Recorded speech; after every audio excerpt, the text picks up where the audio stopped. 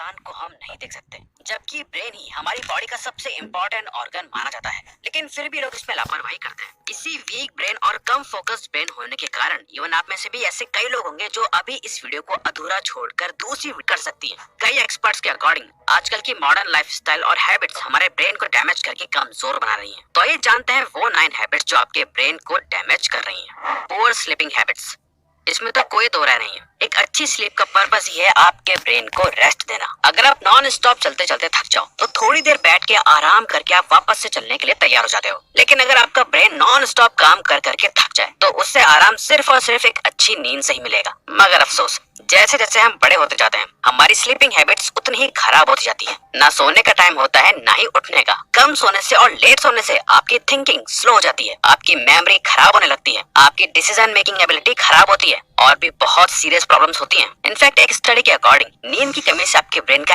Actual size कम होने लगता है। इसीलिए आपको अपने स्लीप के पैटर्न को समझना होगा और ये देखना होगा कि आपको कितनी नींद की जरूरत होती है। और एक बार ये पता चल जाए तो उसके बाद ज्यादा सोने पे फोकस मत करो, बल्कि अपनी नींद की इम्पोर्टेंस समझो कि ये कितनी ज्यादा इम्पोर्टेंट है। बिना लेट नाइट तक फोन चलाने के टाइम से सोने और अच्छे से सोने पे फोकस करो।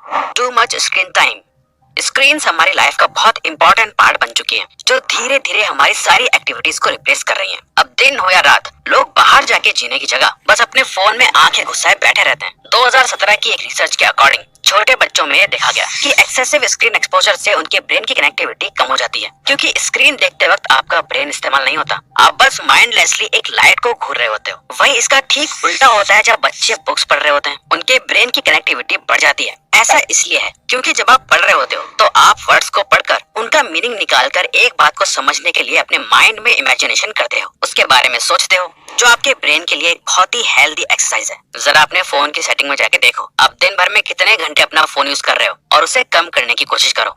कंज्यूमिंग टू मच शुगर, शायद हो सकता है रैंडमली दिन में आपका कुछ मीठा खाने का मन करने लगता है, या आप सुबह उठकर चीनी वाली चाय या कॉफी पीते हो, या फिर जब आपके घर में मिठाई का डिब्बा आता है तो आप खुद को एक मिठाई का पीस खाने से रोक नहीं पाते, या हो सकता है आप कोका कोला या पेप्सी रेगुलरली पीते रहते हो। ये शुगर की क्रेविंग आपके स्ट्रेस लेवल्स के लिए एक इंडिकेटर की तरह होती है, क्योंकि साइंस के अकॉर्डिंग शुगर की क्रेविंग आपके ब्रेन का स्ट्रेस रिस्पॉन्डिंग सिस्टम है। लेकिन अगर ये ज्यादा हो जाती है तो आप शुगर के एडिक्ट बन सकते हो, जो आपके ब्रेन को बहुत बुरी तरह अफेक्ट करती है। 2011 की एक स्टडी ये दिखाती है कि कैसे शुगर हमारे ब्रेन के कॉग्निटिव फंक्शंस को कमजोर बनाती है। 2017 की एक अल्जाइमर्स स्टडी के अकॉर्डिंग जो लोग हर दिन एक या एक से ज्यादा शुगरी ड्रिंक पीते हैं उनके ब्रेन की एबिलिटी कम हो जाती है और उनकी मेमोरी अफेक्ट होने लगती है, और ये दोनों ही अल्जाइमर्स डिजीज का इशारा है। सेडेंटरी लाइफस्टाइल, दोस्तों दिन भर खुद को एक कमरे में बंद रखना, ना किसी से मिलना ना बात करना, सुबह कब हो रही है और कब रात इसका कोई होश नहीं होता,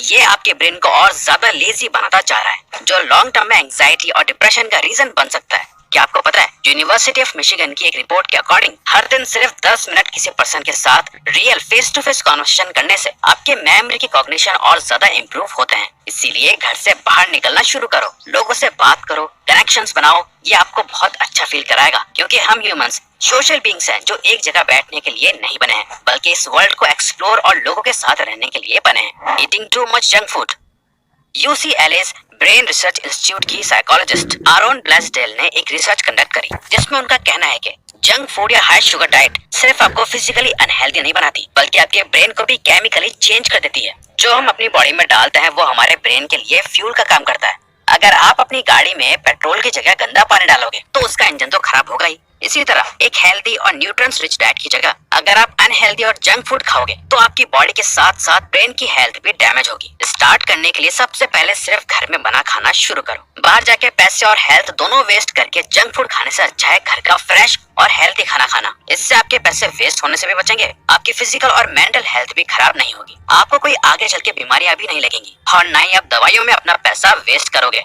waking up late in the morning, एक और आदत जो आपके ब्रेन को हर दिन डैमेज करती है वो है अपने दिन की शुरुआत देर से करना। दोस्तों हमारा ये मानना है कि जो भी चीज नेचुरल नहीं है, कोई काम अगर नेचर के अकॉर्डिंग नहीं होगा तो हमें उसकी कोई ना कोई सजा जरूर मिलेगी। हमारी बॉडी की बायोलॉजी ऐसे डिजाइन करी गई है जिसके लिए रात सोने के लिए है और दिन जागने के लिए, और बहुत से लोग दिन में बहुत लेट सो के उठते हैं, जहाँ आधा दिन ऑलमोस्ट खत्म हो चुका है। ये उनके दिमाग में एक नेगेटिव थॉट सेट कर देता है, उन्हें लगने लगता है अरे यार आज मैं फिर लेट उठा, और फिर ऐसा लगता है कि अब तो दिन भी खत्म होने वाला है, अब कुछ करने के लिए बचा ही नहीं, और सारे काम कल के लिए पोस्टपोन कर देते हैं और कल फिर लेट उठते हैं। ये रिपीटेड बिहेवियर और इसके साथ जुड़ी हुई नेगेटिव फीलिंग आपके ब्रेन में हार्ड वायर्ड हो जाती हैं, जो आपकी सेल्फ एस्टीम को कम कर देती हैं, आपको अपनी ही नजरों में गिराती जाती हैं, और ये थॉट धीरे धीरे करके आपकी मेंटल हेल्थ को डैमेज करने लगता है, क्योंकि सुबह लेट उठते ही सबकॉन्शियसली आप अपने माइंड में सोच रहे होते हो मैं आज भी खुद की बुरी आदत से ही हार गया, जो आपको मेंटली अफेक्ट करती है।